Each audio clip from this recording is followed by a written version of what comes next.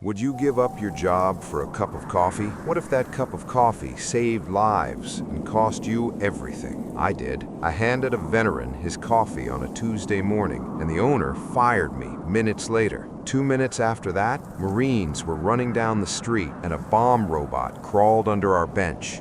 If you're about to leave, ask yourself this now. Would you have walked away? Because I didn't, and I still wonder if I did the right thing. The bell over the café is a tiny, bright sound, the kind you don't notice until it matters. It rang like an ordinary Tuesday. The veteran was small, careful with his change. His service dog had a faded patch. Service, do not pet. The harness had a fresh tear. The man had a VA note in his pocket. Official, clinical, not the internet kind of paper people fake. The owner read the letter. She called it policy. She asked him to leave. He left. I followed him out with his coffee. I didn't plan to be brave. I planned to be human. Then someone across the street clicked a photo. That one frame would be the spark. I go back inside to clock out. My boss fires me without a debate. The neighborhood group chat lights up. Somebody posts the photo with a scathing caption. Corporate calls. Liability, they say. 3 minutes, not hours, minutes. Unmarked vehicles screech to the curb. Marines jump out. Their first move is careful. Professional, keep us down, secure the perimeter. They find a blue bag beneath the bench. Bomb squad robot. The whole block clears. Promise. By the end of this episode, you'll know exactly how a single innocent kindness became the hinge for a moral argument, a military incident, and a legal fight, and why the veteran and his dog ended up at the center of a town that couldn't decide who to trust. So, here's what I want you to be thinking while we go forward. Why did Linda fire me in the first place? Policy or fear? How did a single photo explode into a military response? Spoiler, it wasn't just social media. What does the law actually say about service animals and public access? And why do businesses still get it wrong? We'll answer all of it, the personal, the legal, and the procedural. And I'll tell you what I'd do differently if I could rewind that morning. One small cliffhanger before we cut. When the robot lifted the bag, the tech's face tightened. He said one sentence I will never forget. This looks like a training device, not a detonator, but someone put it here to see what would happen. If you think that was the end, keep watching. That line matters. 2 minutes after I handed him coffee, I was fired. 2 hours after that, a robot lifted a bag from under a bench, and 2 Marines were shaking hands with a vet whose dog had sat perfectly still. If you think that's the end of the story, the moment when chaos collapses into a headline, you're wrong. That moment is only the hinge. What followed was a tangle of policy memos, a parade of legalese, a nonprofit's quiet life-saving work, and people who discovered that a short, brave gesture ripples for months. The camera captures a single frame. The frame becomes law, PR, and the thing that rewrites lives. As the EOD techs carted the bag to their truck, 2 procedural truths took hold. 1, the Marine and MP presence meant the base had been notified. 2, social media had already decided the moral reading of our morning. How did the Marines appear within minutes? It's boringly procedural. Local base defenses maintain a rapid response posture for possible explosives. When a suspicious device is reported within the civil-military interface, especially near a gate or a base town, the chain of support activates. The MPs secure, the EOD detachment is alerted, and if the initial call comes from a civilian, the base's force protection watch relays to nearest reaction teams. That's why the Marines showed up not as an invasion, but as a practiced presence. Their job is triage, isolate threat, preserve life. Protocol looks calm because it is practiced. It looks violent because it moves fast. On the social side, the photograph of me handing the coffee out was the sticky thing. Someone across the street had filmed it, a private citizen who uploaded the frame to a local group chat within 90 seconds. The caption read angry and short. Screenshots proliferated. Local influencers grabbed the frame and layered opinion over it like cheap filters. The narrative simplified instantly into pairings people can hold. Veteran versus corporation, kindness versus policy, hero dog versus heartless owner. Complexity sells badly on feeds. Simplicity runs. A single unpaid upload becomes a town's oral history in the time it takes to drink coffee. EOD's field judgment was careful. They treated the bag as suspicious. They robotically inspected, and they pronounced it inert on the street. That term, inert, is technical. It means there was no active detonator or positive initiation system identified on the device in the field.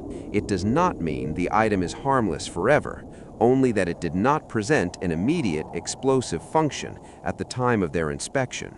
Agencies later swabbed the device, analyzed components, and the lab reports framed it as an improvised training device, a mock IED, used either for harassment, intimidation, or for a hoax test. Inert does not equal innocent. EOD and MPs drafted a formal record. In their field reports, they noted 3 crucial items: the device's crude construction and analog timer, placement under a bench, a casual bit of concealment, suggesting either ignorance or intent to create alarm. The veteran's dog alerted, handler confirmed, dog behavior substituted for early detection. Those 3 lines of fact shaped later narratives. The device alone could have been a prank, placed under a bench. It could be greed, cruelty, or a targeted intimidation. When you multiply human intent on top of objects, motives fracture into many small, true things. The EOD record made the scene plausible for military caution. The dog's reaction made the device's discovery a life-saving event rather than a weather report. Dogs read physical anomalies nights before humans do. The legal side is where headlines fall apart into footnotes. The Americans with Disabilities Act, Title III, is relatively clear about service animals. A public accommodation may ask only 2 specific questions. 1, is the animal required because of a disability? And 2, what work or task has the animal been trained to perform? Businesses may not demand documentation, require certification, or ask about the nature of the disability.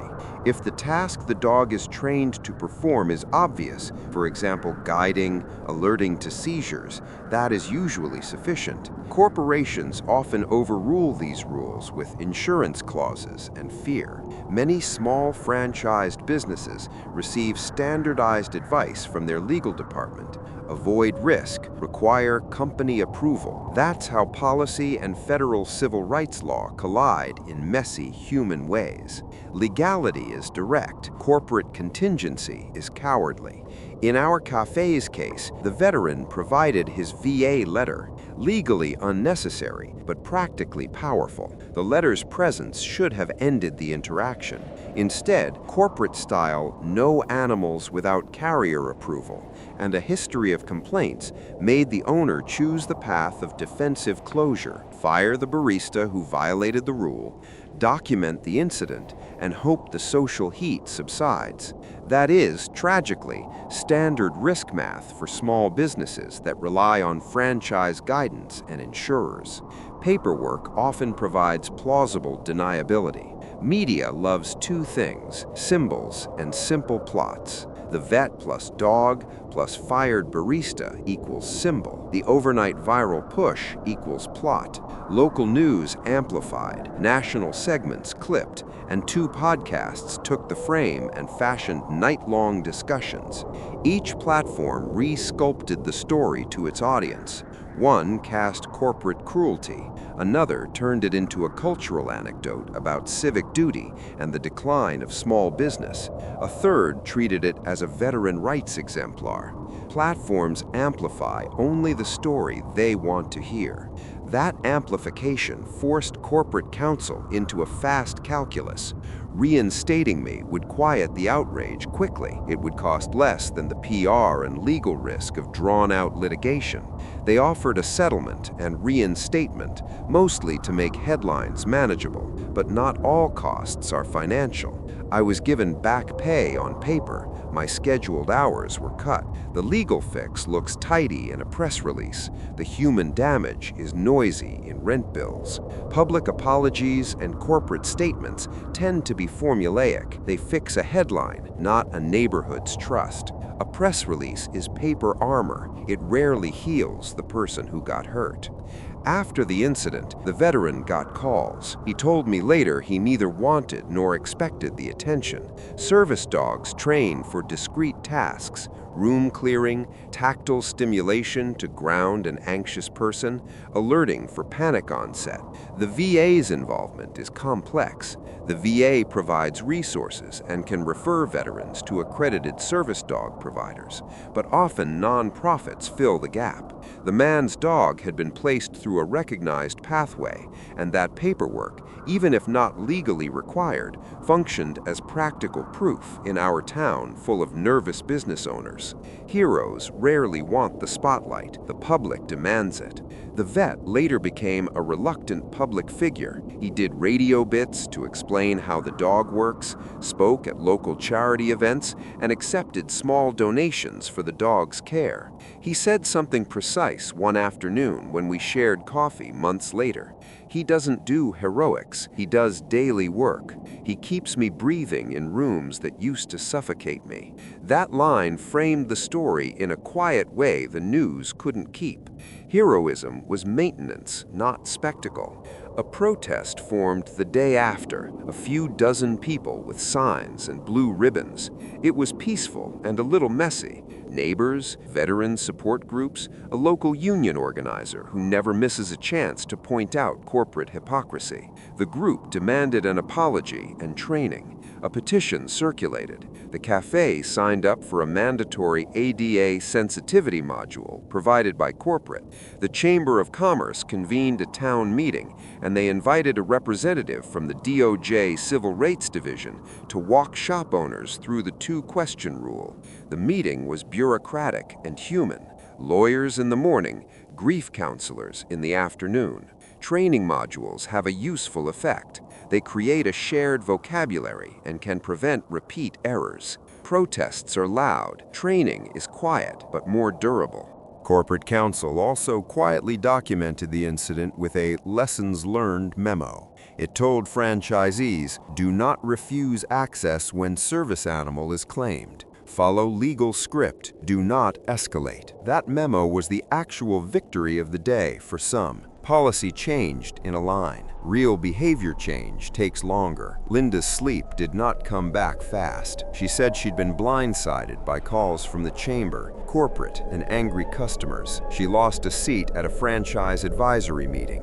She was replaced on the managerial track. Corporate risk management is a ruthless machine that eats people in the middle. Policies shift, people carry the shift. I took the settlement because rent is stubborn. Reinstated on paper does not always mean the job returns you the same person you were when you left it. My hours were cut. The morning shift, where I'd worked for 3 years, was reassigned. This is the pattern with many small business settlements. The corporation can make the headline go away, but economic pressures reshape the individual's life. A PR fix does not rewind 2 weeks of lost income, nor the landlord's impatience, nor the emotional labor of being a symbol for people online. People who watch the clip often imagine a triumphant return. The reality is micro-slashed. You have the money, not necessarily the dignity restored in the way you need.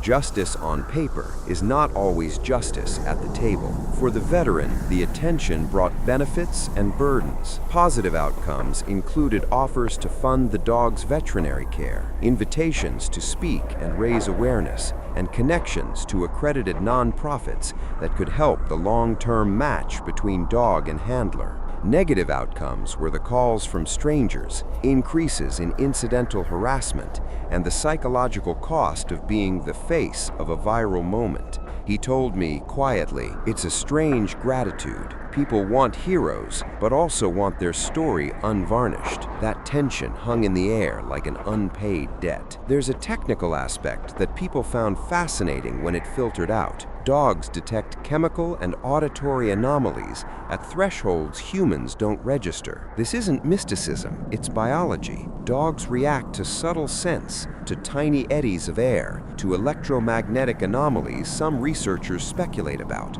though the science is unsettled. The dog's chain reaction, focus, alert, handler cue, is a trained behavior that presages human discovery. EOD personnel know this. Many handlers and investigators informally welcome a trained dog's input while answering the formal channels of protocol. In our case, the dog's reaction may have been the reason the device was found before it could be disturbed. That small fact turned an otherwise sad morning into a preventative action. Nature often beats machines at nuance. In the months after, several practical things changed in town. The chamber issued a best practices leaflet for merchants. The local Rotary started a micro-grant for service dog care. The base's community outreach office created a liaison role specifically to help merchants coordinate responses for suspicious packages and service animals, a mundane, useful bridge between civilian shops and military rapid response. That liaison's job was administrative but important. Teach the shopkeeper what to do without turning every afternoon into an incident report. Simple coordination prevents escalation. Bridges aren't glamorous, but they stop fires. At the legal level, the case was not precedent-setting. It was resolved by corporate settlement and training, but the community-level ripples were real. More merchants signed up to attend DOJ-supplied training about ADA compliance. One small law firm offered free consultations. The local paper ran a year-later feature showing the veteran in a backyard cookout with his dog, which was the kind of gentle epilogue people wanted. The public craving for closure often prefers a picnic to a trial. I thought, in the hours after my firing and the morning after coverage, that the story was a simple moral choice. Do the right thing, take the consequences. That is naive. The truth is knotted. What I learned, policy matters. Businesses operate inside insurance boxes and franchise constraints. Understanding those constraints does not excuse cruelty, but it explains decisions. Law is blunt. The ADA provides guardrails, but enforcement often depends on complaint mechanisms and advocacy. Many businesses act out of fear rather than malice. Public attention is ambivalent. Viral fame gives money and attention, but also a new set of obligations you didn't agree to. Micro-level acts can change public policy. An image and a story forced corporate policy updates, trainings, and outreach. That is a real outcome and not trivial. Micro-level acts can yield macro-level changes. The ethical emergency is often solved by paperwork and patience. 3 months later, at a veterans potluck in the church basement, the veteran and I sat at opposite ends of a folding table. He nudged the dog a little, and the animal turned, pressed its head to his knee, and looked up at the people crowded in the room. Someone passed around a casserole. Someone passed a story. Men who had been strangers that week now had names. The Marines who responded stopped by and said quietly, "Good eyes on the dog." They did not make a fuss. They did not need to. The EOD tech went back to the lab work. Someone else wrote another memo. I kept working in cafes after that. Different places, different hours, because life requires small courtesies and day wages. The narrative of that morning lived on in small ways, in thank you notes, in a plaque that a neighborhood group placed near the bench that had held the device for one absurd hour, and in the dog's slow decline into comfortable aging. Public stories end quietly in people's kitchens. If you watched to the end of that viral clip, if you stayed past the first minute, you likely wanted two things: moral clarity and a human face. If you left early, it's usually because the first 30 seconds didn't feel like a promise kept. You wanted immediate stakes. That early frame hook was the thing that made people stay. What kept people past 2 minutes in this story? Clear, escalating stakes, visible consequences, and a promise of institutional clarity, law, policy, PR. The sad truth is that many viewers leave before that because they don't get that immediate promise, or because the thumbnail and title missell the arc. If you want people to stay, make the first 30 seconds promise something you deliver in 90 to 120 seconds, then keep delivering new, small reveals every minute. That's what happened here. A device, a responsive dog, a firing, and then the legal flame. Stories are promises. Keep them taut.